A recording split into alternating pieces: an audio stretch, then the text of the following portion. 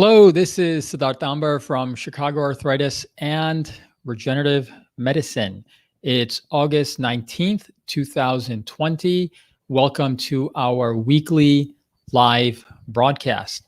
Excited to have everyone here. I hope everyone is having a great day, great week. It's really, we're still in the middle of summer, but we're starting to wind down. And it's August 19th. Before I start, I would be remiss if I did not say happy birthday to my mother. I won't mention how old she is. She's still incredibly youthful and young looking, and happy birthday to her. So around this time of year, there is so much going on from a sports standpoint, whether that is US Open tennis, football season is starting. And right now, obviously, with COVID, you even have baseball and the NBA sort of in full swing, and hockey as well. In particular, I am a huge football fan. I grew up in Western New York, and so I am a Buffalo Bills fan and very excited about their season this year. The NFL has a number of interesting things that they're trying to do in terms of dealing with COVID. Stuff I'm not going to really talk about today, but just a whole enterprise of trying to manage their whole COVID protection prevention kind of program is mind-boggling, quite frankly. And given all the circumstances, it's probably the best that they can do if they're trying to play. They even have some interesting ways that they're trying to protect players while they're actually playing, with a special type of mask that they're going to wear now. It's a lot of interesting stuff that kind of connects public health and sports together. But, it kind of makes me think about how, for the rest of us, as we start to reincorporate physical activity, things that you should be thinking about. In my case, I happen to play tennis. I also swim, all stuff that I have not been really able to do in any significant degree in the last few months during COVID. But it's stuff that I'm starting or to look forward to reincorporating relatively soon in hopefully a safe and low risk manner. And over the summer, the things I've been doing to stay physically active have included a lot of body weight related exercises, spinning as well at home. And so things that are keeping me physically active. But as I try to reincorporate certain activities that are a bit more sports specific, in particular for me, overhead activity, including tennis and swimming, there are a number of things that you should be thinking about when it comes back to reincorporating physical activity. So first and foremost, you need to have a really clear, honest sense for where your own physical vulnerabilities, weakness, injuries are. If you already know that, fantastic, you're ahead of the game. If you don't know that in any significant degree, probably worthwhile assessing yourself. For that kind of assessment, physical therapy tends to be really good. Most physicians don't typically do a really dedicated exam to properly kind of figure that aspect out, but you really want to be kind of checked out head to toe to get a sense for where you have asymmetry, weakness, imbalances, instability, maybe some chronic inflammation signs. Those are the kind of things you want to be aware of, because it'll affect how you start to reincorporate physical activity. And what's interesting is, if you have, let's say, a shoulder issue, you need to know if you also may have some issues in the neck, whether it's an arthritic issue, instability issue, posture-related issue, maybe some weaknesses from one set of muscles to another set of muscles. You want to be aware of that, because that's how you're going to protect yourself and actually get better as well. So first and foremost, assessing yourself. Number two is technique. I think having had some time off from physical activity, like formal sports-related physical activity, that's a great chance to kind of reevaluate technique-related issues, so that you are optimizing and putting yourself in the best position to not only function at a high level in that physical activity, but that you're also doing things at their most optimal sort of technique, so that you're putting yourself at lower risk as well. So this is really relevant for me for a couple of reasons. Number one, as a tennis player, I do have some very mild rotator cuff tendinopathy in my shoulder. That's something I've had probably since I was a teenager, because it's something that I first recognized about 12 years ago when I started using musculoskeletal ultrasound to look at joints and tendons. And that's important because, well, why do I have a little bit of rotator cuff tendinopathy? understanding sort of how I may have a little bit of asymmetry right to left, how my posture might be a little bit off, how my technique might be throwing things off as well. That's stuff that I need to work on. And in my case, I made a really pretty strong effort a few years ago to really correct some technique related issues when it comes to serving. And that's kind of an ongoing process and something that I should always be thinking about. Another example of that for me was when I reincorporated swimming, I went out of my way to take some time to improve my technique, partly because it's much harder to reincorporate an activity like that compared to when you're a teenager. But number two, I know that having a mild shoulder issue, that can be something that can be at risk as I start to incorporate other types of overhead activity. So improving technique, a huge part of getting back into physical activity, even if you are an amateur athlete. You don't need to be a professional level athlete to be working on your technique. If you're someone that does an activity once, twice per week, or even a couple times per month, you should be thinking about technique obsessively. That's how you protect yourself.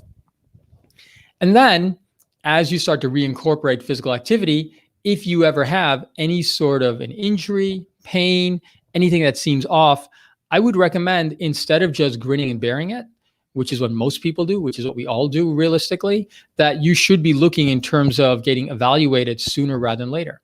And the reason why is because if you have something at an early stage that can be improved upon, improve it. Do what you can so it doesn't become something worse. It always strikes me as incredible that when it comes to things like diabetes and blood pressure, in the past, nobody did anything about it until they actually had heart disease or a stroke. But now it's common medical wisdom that you need to do something about it. Diet, exercise, maybe medication to treat that at an early stage so that you don't have those kind of bad consequences like heart attacks and kidney failure.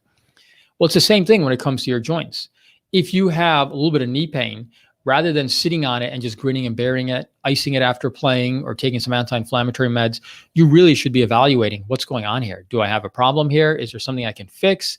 Is there something with my back, my knee, my ankle? Like, what's going on here that needs to be corrected so I can actually fix this? My own brother, who has started playing tennis pretty aggressively in his early 40s, routinely tells me that he's got pain in his elbow or his shoulder or his back, and he's icing himself down after playing. And routinely I tell him, like, you really need to get that checked out, because that's probably not a good thing. If you're just icing yourself down and taking anti-inflammatory meds, that's really not the right way to be treating this. Figure out what's going on and fix it, or at least put yourself in the most optimal position so that you don't need to deal with this chronically or that it gets worse. So evaluation early makes sense. You want to get evaluated by somebody who knows what they're doing here. Realistically, the vast majority of physicians don't know how to evaluate musculoskeletal issues properly or competently.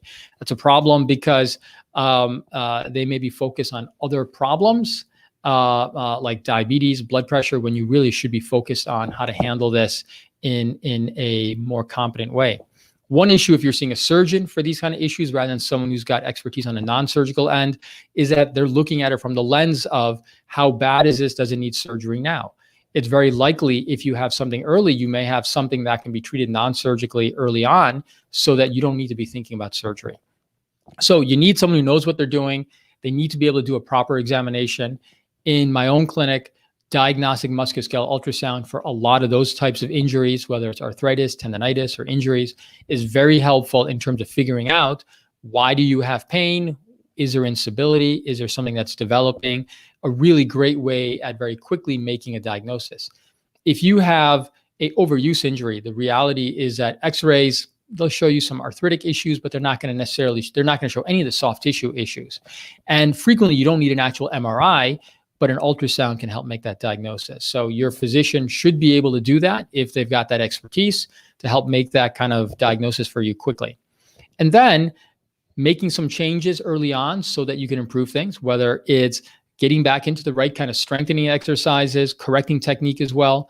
Something that I'm very well aware of is that for my own shoulder, if I'm not doing the right kind of upper back kind of exercises, scapular stabilizing exercises, I'm putting my shoulder at risk long-term as well. So that's stuff I need to be focused on chronically. And certainly if you have an injury or developing problem as you reincorporate your athletic activities, make sure that you're doing the right kind of rehab or exercises to strengthen the muscles and put yourself in the best position to be protected.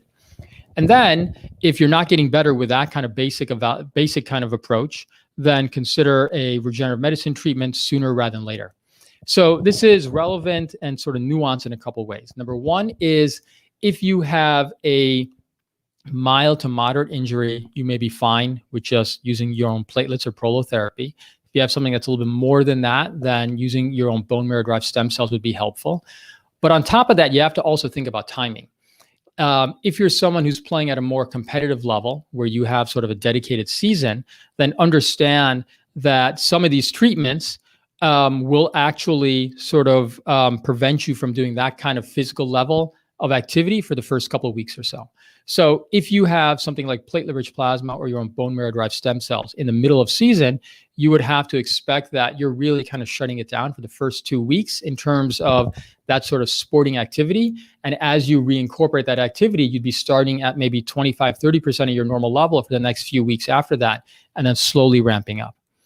So that may be something that's better off if you're willing to kind of take some time off, let's say a month or so after treatment, or something that's outside of your normal competitive season. The other way to look at it is if you have a milder injury that's more of a soft tissue strain, you're doing the right kind of physical therapy, you're still having discomfort, you have something that doesn't necessarily require platelet-rich plasma or your own stem cells, then utilizing a treatment like neuroprolotherapy to reduce the pain, to reduce some of the neural agitation that's causing the pain, myofascial-related pain, is a great option to help shut down some of that pain quickly, keep you at a high level of function, as well as keep you physically active and keep you active during your actual sporting league season as well, during your competitive season as well. So there's different sort of levels to how to approach that and treat that. And with the right kind of approach, you can not only stay at a high level, you can recover from an injury, you can also kind of keep going at a high level, even in the middle of your competitive season as well. So exciting times for those of us who are trying to get back into physical activity, more sporting related activity. Be smart about it in terms of assessing yourself before you get back into it, improving technique, making sure you get evaluated if you're starting to develop pain or dysfunction as you kind of reincorporate things, and understanding how to incorporate some of the more modern regenerative medicine treatment options if needed when required. Well, thank you very much. I hope everyone's doing well. As a reminder, I'm doing this live every Monday and Wednesday. You can catch the replay as it's been sort of edited and captioned after the next couple of days. And until our next broadcast, have a good day and live well. Bye-bye.